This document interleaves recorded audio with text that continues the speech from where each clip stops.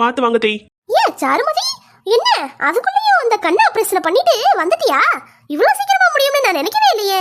அது எப்படிக்கா போனது முடியும்? நேத்து தானேப்பா அட்மிட் ஆனாங்க, அதுக்குள்ளே எப்படி வந்தாங்க? ஆபரேஷன் முடிஞ்சிருச்சாக்கா உனக்கு? பண்ணிட்டேன், முடிஞ்சிருச்சு. ஏன் மாமியா கிழவி, உண்மையை சொல்லுங்க. அதெல்லாம் இவங்க ஆபரேஷனே பண்ணிக்கல.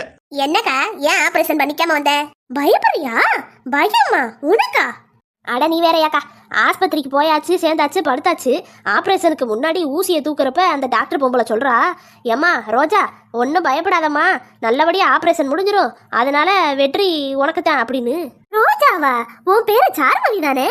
அட ஆமாக்கா, இதையத்தான் நானும் கேட்டேன். எம்மாடி, என் பேரு ரோசா இல்ல, என் பேரு சாருமதினு. அதுக்கு அவ என்ன தெரியுமா சொன்னா, எனக்கு தெரியும் உங்க பேரு சாருமதி தான்னு, நான் ரோஜான்னு சொன்னது என்னைய, என் பேரு தான் ரோசா அப்படின்றா.